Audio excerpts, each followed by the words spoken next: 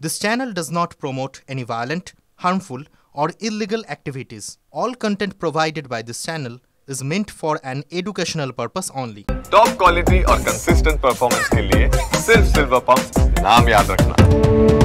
দীঘার জগন্নাথ ধামের প্রসাদ পৌঁছে দেওয়া হবে রাজ্যবাসীর বাড়িতে। তা নিয়েই আবার বিতর্ক। রাজ্য বিধানসভার বিরোধী দলনেতা শুভেন্দু অধিকারী দাবি করেছেন পাড়ার মিষ্টির দোকানের মিষ্টি দেওয়া হবে। শুভেন্দুর কথায় এগুলো মিষ্টি হিসাবে খাবেন, প্রসাদ হিসেবে নয়। এবার সেই বিতর্কে মুখ খুলল রাজ্য সরকার। সাংবাদিক বৈঠক করলেন পর্যটন বিভাগের প্রতিমন্ত্রী ইন্দ্রনীল সেন। তার বক্তব্য, খোয়া ক্ষীর দীঘায় নিয়ে গিয়ে সেখান থেকে মহাপ্রসাদ করে এনে তা জেলায় জেলায় সব বাড়িতে পাঠানো হবে। কোনো ধর্মীয় মেরুকরণের জায়গা নেই। ইন্দ্রনীল বলেন, হঠাৎ করেই কয়েকটি চ্যানেলে জগন্নাথ ধামের প্রসাদ নিয়ে কিছু মানুষকে কুরুচিপূর্ণ কথা শুনে আমরা আহত। বাংলার মানুষ যাতে কোনোভাবেই বিভ্রান্ত হবেন না। শুভেন্দু অধিকারীর নাম না করে কটাক্ষ করেন যারা প্রেস কনফারেন্স করে এরকম ধর্মীয় তাস খেলে বারবার ভোটে জেতার চেষ্টা করছেন।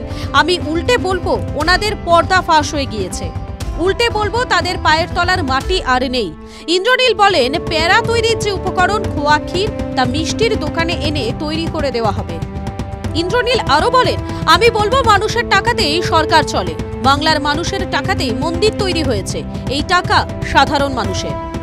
রাজ্যের তরফে দাবি করা হয়েছে প্রথম কিস্তিতে খোয়াই এখান থেকে দীঘাতে জগন্নাথ দেবের কাছে পুজো দিয়ে তারপর জেলায় জেলায় মিষ্টি তৈরি হবে। তার মধ্যে খোয়াই মিশিয়ে সেটি বিতরণ করা হবে। রাজ্যের দাবি এটা কখনোই মিষ্টি নয়, প্রসাদ হিসেবেই যাবে। রেশন ডিলারের মাধ্যমে প্যাকেট যাবে। দলীয় কোনো কর্মীকে এর সঙ্গে যুক্ত করা হচ্ছে না বলে স্পষ্ট করে দেওয়া হয় রাজ্যের তরফে। প্রসঙ্গত, দীঘার জগন্নাথ মন্দিরের তরফ থেকে প্যাকেট ভরে প্রসাদ পাঠানো হবে রাজ্যের প্রত্যেক বাসিন্দার কাছে। আগামী 17 জুন থেকে প্রসাদ পৌঁছবে প্রত্যেক বাড়িতে। কিন্তু এরপরেই শুভেন্দু সাংবাদিক বৈঠক করে প্রশ্ন তোলেন, মন্দিরের প্রসাদ হিসেবে কেন পাড়ার দোকানের মিষ্টি দেওয়া হবে? হিন্দুদের আস্থায় আঘাত করা হয়েছে। শুভেন্দু কটাক্ষের সুরে পরামর্শ দিয়েছেন, মিষ্টি হিসেবেই খাবেন, প্রসাদ হিসেবে নয়। TV9 Bangla digital.